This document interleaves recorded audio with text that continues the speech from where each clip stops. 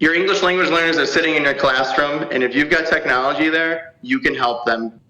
On today's show, we've got special guest Greg Conley talking ESL and technology integration. Stay tuned.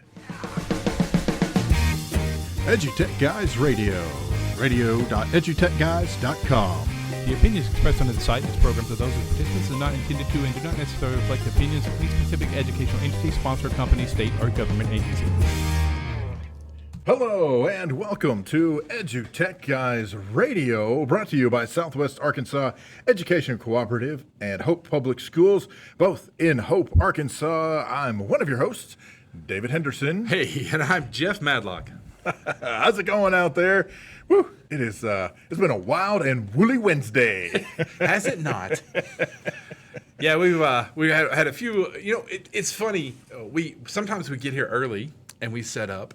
And those are kind of the times when we sometimes have really odd technical glitches right before we go on the air. Yeah. And then sometimes we run in 10 minutes before the show because it's been one of those hectic days of, education, and technology, and education, and technology, and education. And anyway, and then we don't have any problems. But today we had just a little issue. If you were tuning in first and you heard some squaddly bloop, that was probably us. So, Squabbly goop. That was goop.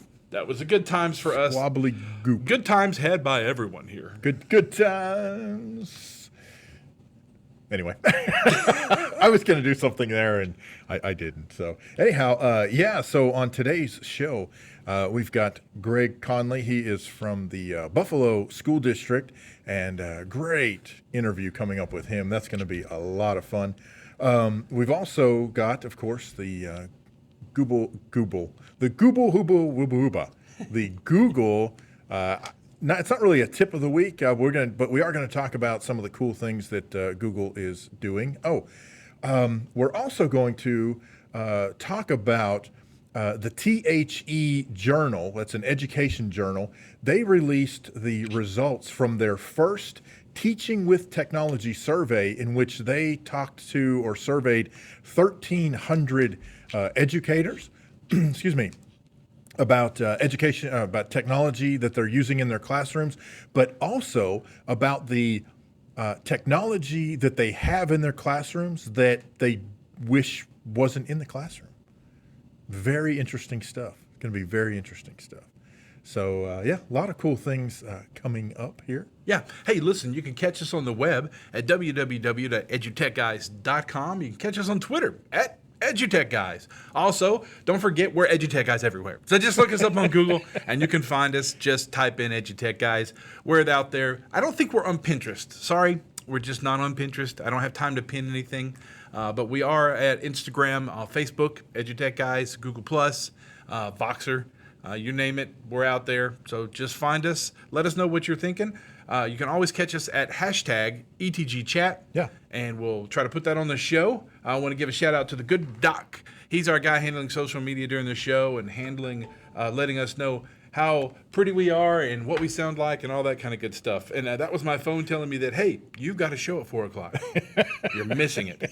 So, it's good to know that your reminders come in after the fact. That's great. It's a great thing. It's a great thing. At least they're working.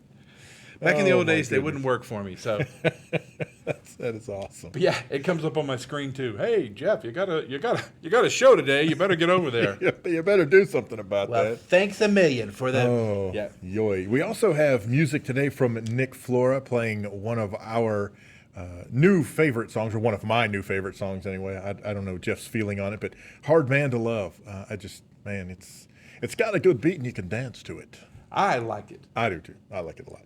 And we'll have another song, I'm sure. We haven't decided who it is yet, but there you go. And speaking of, if you are a member of an indie band or know somebody who is, feel free to reach out to us. Hop over to edutechguys.com and fill out the form on there and let us know. Tell us who you are, what you play, and we would love to feature you on the show. Every week we feature an artist or two, and we love to play some new music, some music that, generally you're not going to be exposed to. So, I don't know, that's one of the cool things, at least I think it's cool. It's one of the cool things we do here on the show?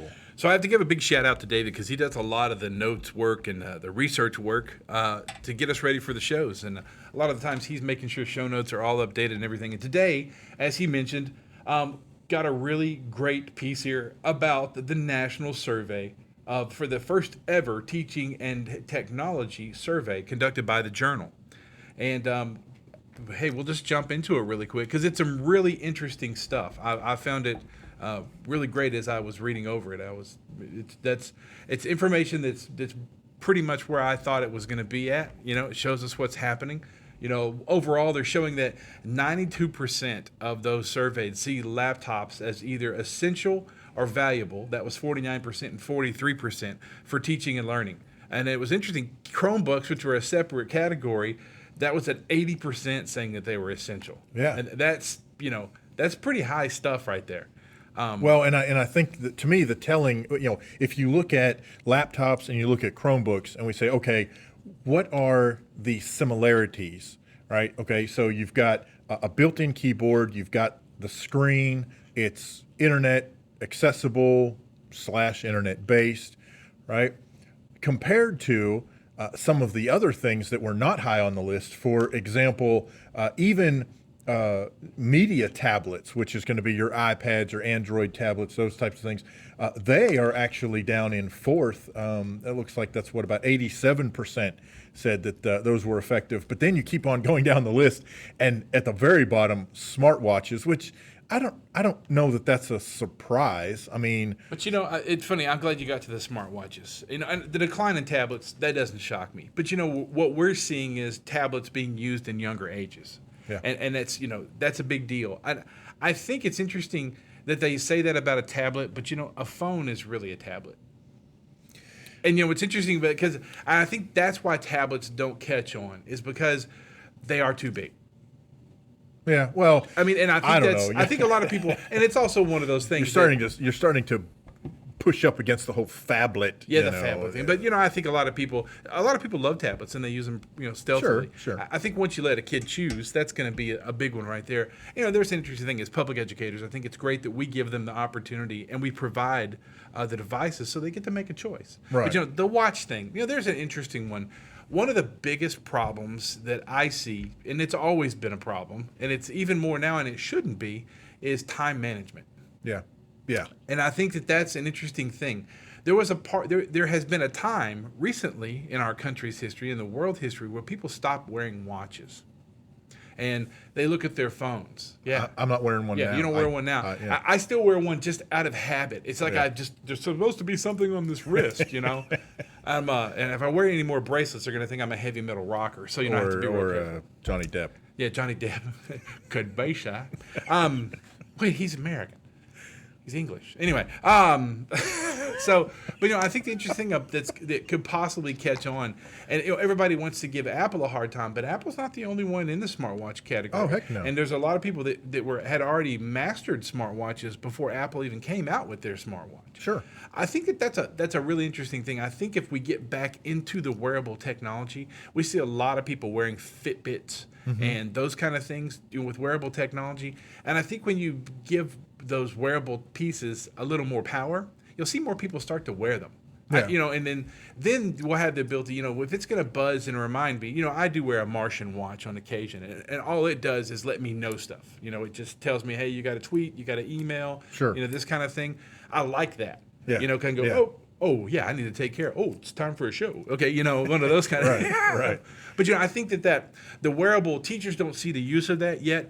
But I think when we get to the point where you're going into your Remind 101 and say, send this, and that every kid that's wearing a wearable is their arm is gonna go blah, are gonna go, hey, or cuckoo cuckoo, or whatever it does, Sure. I think when they see it more commonplace in the classroom, realize, hey, all these kids are wearing watches. They're not pulling their phones out. They're just looking at their watches. Mm-hmm. Then it might catch on. But that's if wearables catch on, at a higher level. So. Well, and I think in terms of in-class education use, any kind of wearable, whether it's a watch or it's some funky new shirt or whatever, headband, you name it, until there are applications for the application of that particular wearable technology, it's a gizmo, it's a gadget. Frankly, I think right now things like smartwatches are where I would say right now they are kind of where calculators were when at least you and I were students, right? Why are you using that thing? You can't use that thing. Don't use that thing. What's the point in that thing? Right? I mean, that's basically the way calculators were treated. Now there are entire curriculums or curricula, or however you say the multiple, but there are entire programs based on calculator use in mathematics. Right. It's that whole adoption of this technology that is so. I mean, it really is, especially in education. It's so new; they don't know what to do with it. I do find it interesting that right above, not immediately, but a couple of notches above smartwatches, mobile phones were near the bottom of the list. And I like that they say that they're detrimental. It's interesting, and that's why. Here's why. School-owned devices, school-controlled devices can be controlled. So we can shut down texting, we can shut down Facebook, we can shut down messaging. And I think that's the funny part, is that they see them detrimental because that is a student's device.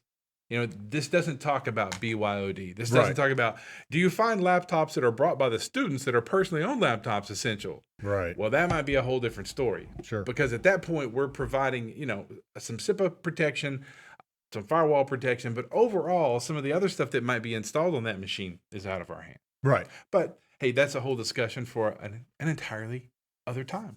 Well, it is, but by the same token, if and by the way, if we and I don't know, to be honest, I'm not watching our Twitter feed. I'm assuming that the good doc has posted that out for us. If not, that will come out soon. We have a link to this to the survey results, so you guys can check that out on Twitter through our feed. But one of the other infographics that they throw up there is not only the results as to what the value of particular devices, but then they also do the opposite. And I guess maybe the opposite is the right word, but that is among the tools currently in use by educators, which ones are the most reviled? So that's interesting to me because now you have technologies that are currently in use, but that essentially these teachers hate. And the number one thing on the list was desktop computers. Like, holy cow. But not far down the list, interactive whiteboards. 68% of teachers surveyed said that they have a whiteboard and they hate it. So that to me that's a little telling, but again, and I don't know the, I don't know all the details. I don't know how the questions were asked. I don't know. My guess is the questions were probably not very deep. So that then turns to why? Why do you have this interactive whiteboard that you hate? What do you hate about it? Oh, because you're using it as a glorified projection screen? Yeah, I could see why you don't like it. Oh, wait, because you're not able to do multi-touch on the particular device you have and you wish you could have all of your students coming up to class? That's a whole different conversation than the fact that, if you're just not liking the fact that there's a smartboard. Now, that could very well be, and I didn't mean smart, interactive whiteboard. Let's keep this generic, sorry. But yeah, very, very interesting that, it's funny to me that traditional desktops is number one on the list, man. I mean, just how do you hate desktops? I hate desktops. I know you do. No, I don't hate desktops. That's very interesting. Hey, listen, you're listening to EduTechGuys Radio, coming to you live from Southwest Arkansas Education Co-op in Hope, Arkansas. We're going to take a real quick break. Don't disappear because Greg Conley's coming up next. We're going to talk ESL, ELL, technology integration, and all that great stuff. But before we do, we're going to hear a little bit from Nick Flora with Hard Man to Love.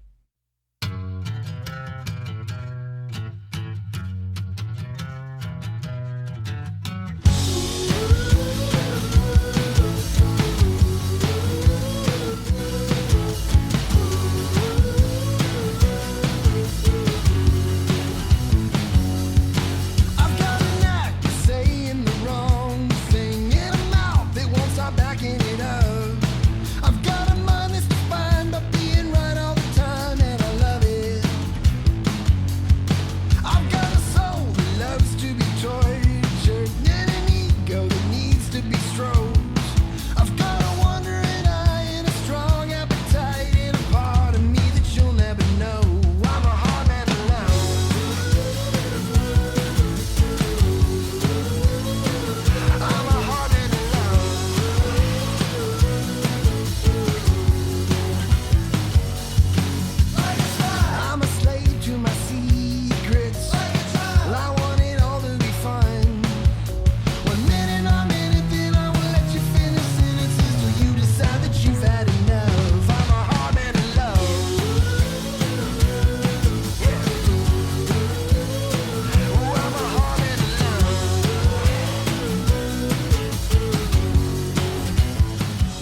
Stay tuned. Greg Conley coming up in just a second, talking ELL, ESL, and all that good stuff here on EduTechGuys.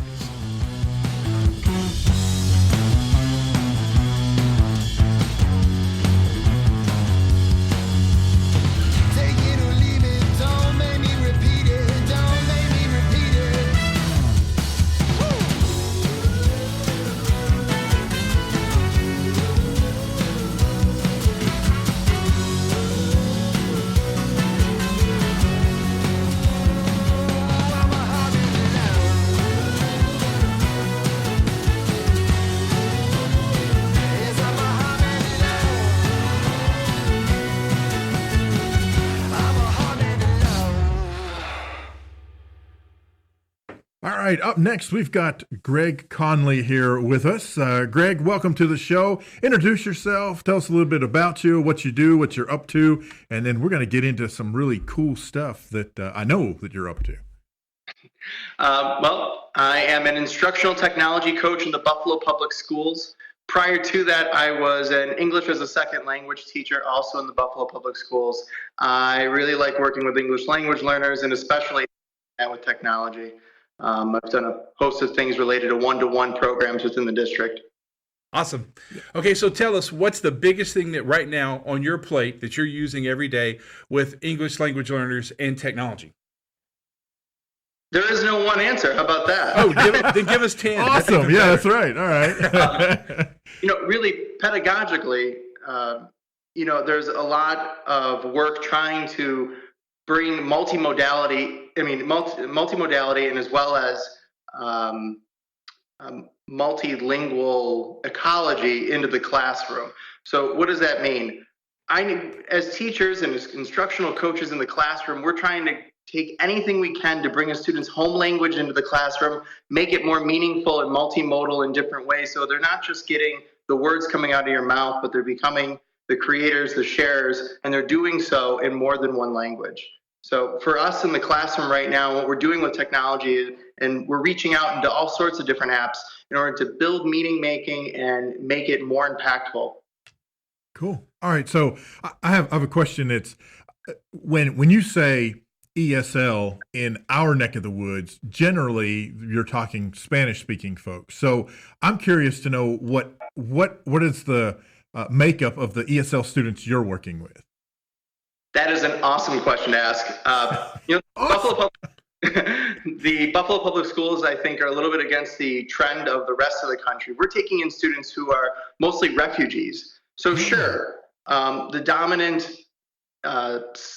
second language in the district is Spanish. However, the rest of the top 6 languages include Karen, Burmese, which are both spoken in Burma or Myanmar, depending on what you want to say, okay. Nepali, Somali, Arabic. So we're getting a whole different language group. We're getting different language groups than I would say other parts of the country, but there are other parts of the country too that are getting those same language groups as well. It's all dependent on who's coming and for what reason.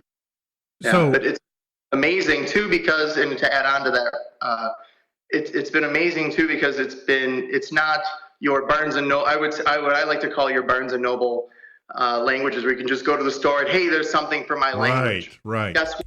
There isn't, in many of these cases. And we have a lot of students who are in those top 6 languages, but we have languages that are far more less in world population, like Kachin, Karenni. Those are languages that there aren't as many worldwide, but we still need to support them. And Google Translate's a great app, but it's not perfect, and it certainly doesn't reach all of our students yet. Sure. Well, and that's. I mean, you kind of went right into where my brain was going in terms of. I mean, I can't imagine some of the challenges that you face in the fact that you have such a diverse group of ESL students. Yeah, I mean, we're making strides with the help of technology in the classroom. Last year I went out and I looked at our total list of ELLs in the district, and I took the top 40 or so, and I went out and I looked for an equivalent bilingual dictionary or an appropriate translation app or website, and I turned those into QR codes so that students who have iPads or their own devices could then go access their language. They don't have to carry around a bilingual dictionary or go without a bilingual dictionary altogether or translator. These districts, no matter how big you are, no matter how big a school district might be, we can't have an interpreter for each student in each language. Right. It's not possible. But what we can do is provide those opportunities and accessibility to their home language in school during the day. Yeah, that is awesome. So I have a great question. So in the technology integration aspect of it, are these kids mostly BYOD devices? Are you guys providing devices? Or do you find for ELL students, for ESL students, that it's kind of better for them to choose a device that's easier for them to handle, that maybe that they're more comfortable with in their native language to learn English? Well, in our district, we have a lot of one-to-one programs right now. We also have some cart-based programs as well. And we have iPads and we have laptops. And those are split up depending on your age right now. With pre-K through 6 mostly dealing with iPads and 7 through 12 dealing with laptops. That's not a firm rule, but it is a rule we kind of have established within the Buffalo Public Schools. I guess that's about it. I think that answers your question, right? Yeah, that is my question. And so I'm going to throw one at you. For each one. Yeah.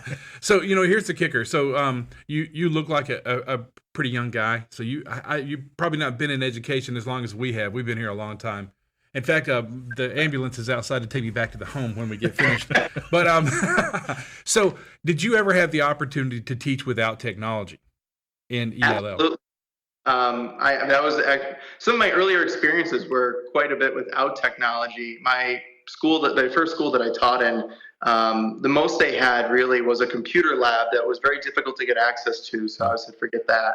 And I think later on within the following year, they got a laptop cart. But it was something that I rarely used.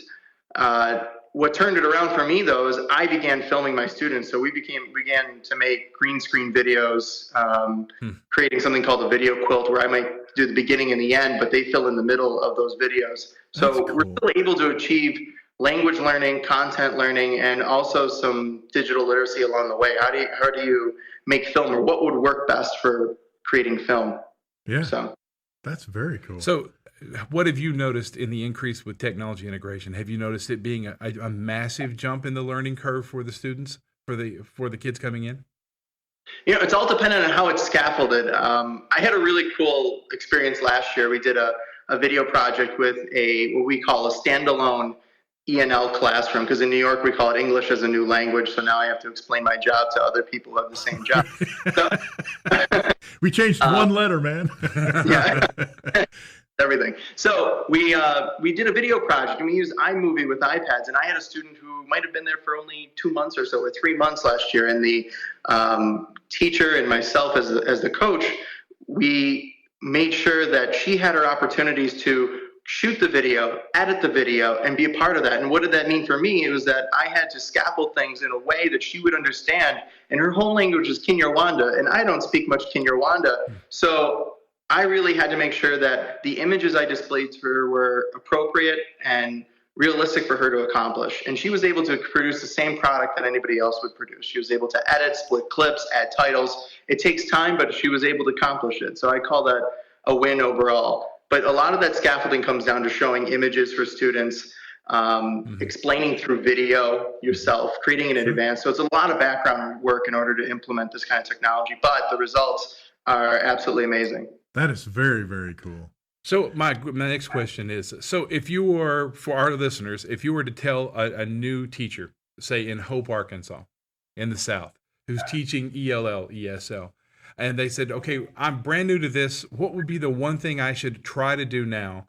What would be the 1 or 2 or 3 apps that I should use? What's here's your elevator pitch. You've got 40 seconds to, tell this person on the way to the next session at a conference, this is what I would do if I was you. All right. And I'm going to get, 2 things. One, I would say get into filmmaking and give your students the opportunity to speak, listen, read, write, everything, and act out to show meaning. And if you can apply a green screen to it, you've got background, you've got content. So if that's one thing I could recommend, it would be that. Yeah. After that, I would say target vocabulary. If technology does something well, it's giving opportunity to practice vocabulary, whether it's through games or just explicit instruction even at times. You can personalize learning with the help of technology. If we're talking about Edpuzzle, you can provide opportunities of practice like Quizlet. You can do those things with technology that you can't always do in the classroom with 20, 30 kids there in front of you. You can personalize it to make them accountable for what they're learning. Awesome. Yeah, that is fantastic. And that's perfect. Well, I have to jump on, the video stuff. That's a big one. We're into podcasting and audio. We're also into video. David has his own channel that he does religiously on a complete different gaming site. But, that's the interesting thing when we look back at early software that came out for English learning students. It was all visually based. That's the best way to make that happen. And I think it makes it more personable when you're using video in the classroom with each of the students. So I have to show you this. I don't know if you've seen one of these. This is Amiivo by Livestream. Oh. And what it's amazing about this is it lets you do on the demand live stream editing of 9 different shots from one 4K image. Wow. Yeah, this is something we'll put the link up. But for like your class, any English learning class, you could have 9 different students who have 9 different screens, and as you go through, they're each, you're touching the screen to bring that student into the forefront with their audio. And make it really neat. I just wanted to show you that. Because you're into video, and I'm like, anybody looking for an easier way to do video for students, that's the different way to go. Well, and tying directly into that, it's a perfect segue. Not only is Greg into video, but has his own YouTube channel that is now your YouTube channel is mostly focused on the ESL side, right? Yeah. Absolutely. So talk about that. So really, it sprung out of the realization that I didn't have enough time in the classroom. So I started to experiment with flipping the classroom, and I created the grammar videos at first, and then I started co-teaching in social studies, and then it sprung in.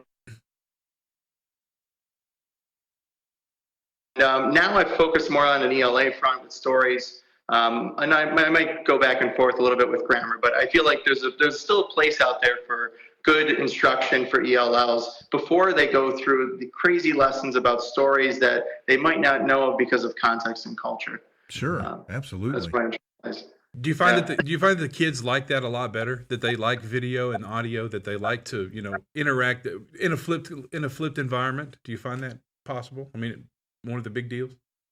Yeah, so often when the students are sitting in the classroom, and I'm not the kind of quiet person, if you can judge by this conversation happening, but my students get to understand that vibe as well. However, students sometimes can be quiet. They don't want to talk to you because you might not have an opportunity to talk to them, but giving them the ability to control your video that you make, allowing them to rewind, go forward, it gives them a sense of power that they might not get in the classroom. So your higher kids can have a different experience than your lower kids, but you're still able to teach the same content. Yeah, that is awesome. Cool. Well, I know you're a busy guy, and we want to thank you for coming on. And our podcast is not a long one, so this works out beautiful for us. Last thing you want to wrap up with, what would you like to tell the listening audience before we head out of here? Your English language learners are sitting in your classroom, and if you've got technology there, you can help them. You can do so much to help them learn English, and the sky's the limit. And if you need help, please contact me. I'd love to help you. So thank you for having me on the show. I really appreciate it, and happy to talk to you about technology and ELLs. Absolutely. Hey, I'm so glad that you agreed to come on and share this experience and let us kind of look at that side of education technology. It's not a side Jeff and I necessarily get to dabble in much, so it's really cool to hear some of the stuff that you're doing with your students. That's awesome. That's very cool. Did you know the EduTech Guys provide professional development and training to your teachers and students? We offer workshops in podcasting for the classroom, Google Apps for education, Google Classroom, social media outreach for schools, and much more. We also provide live online coverage for your conference or event. We'll sit down with presenters, attendees, selected vendors, and your key conference personnel live during the conference or event to provide man-on-the-street interviews and insights each day. Want to know more? Reach out to us on Twitter at EduTechGuys. Head over to edutechguys.com and fill out the contact form on the front page, or you can call us at 870-729-1414. Thanks for listening, and we'll see you soon. Hey, welcome back. Hope you enjoyed that interview. We had a great time with Greg Conley. We want to thank him tremendously for coming on the show. David and I learned a lot because, that's something that we do ed tech, but we never got into that before. So that was great for us. Check him on Twitter. Greg's a Teacher. At Greg's a Teacher on Twitter. Check out his YouTube channel, which is Greg Conley ESL. And just go to YouTube, put it in there, and you'll find Greg there. Hey, catch us live. You want to see us live. We're a lot of fun. We like to do conferences. You can stop by the table, stop by and visit with us. Get on the air because we actually come live from a lot of places. Where are we coming from? The Arkansas Conference of Technology, October 19th through 21st in North Little Rock, Arkansas. Be there, be square. SWAL, Schools Without Walls, November 6th through 7th, 2016. That's coming up in Hot Springs. We're really excited about that one. Don Benton's been great to us, and we're going to be great to those guys. Also going to probably do a little workshops there, so you definitely want to be there to catch the workshop with us and the live conference coverage. AESA, that is in November 30th through December 3rd in Savannah, Georgia. And then the big one, FETSI, January 24th through the 27th, 2017. We're ringing in the new year with EduTechGuys in EduTechGuys style in Orlando, Florida with FETSI. Orlando! Yeah. Okay, so, hey, guess what time it is? It's time for David, what time is it? the Google Tip of the Week. It's not really a tip. I need a new word. It's App? not really a tip. Place. It's not even an app. It's a It's a thing. site. It's a thing. It's a thing that they're doing. No, this is very, I thought this was very, very cool. Earlier in the week, Google launched a brand new magazine called Careers with Code USA, and it's aimed at high school students. So again, it's a magazine aimed at high school students.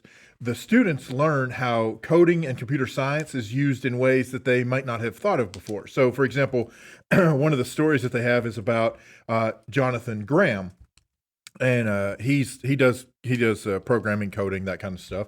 But he was visiting with his family in Pennsylvania, and he noticed how many of the coal mines were closing.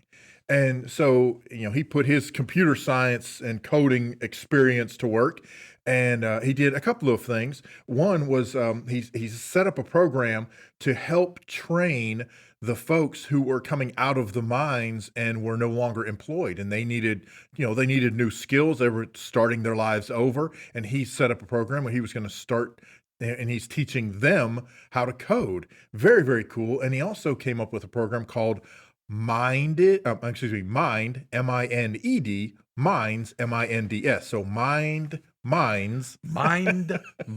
Yes. Okay.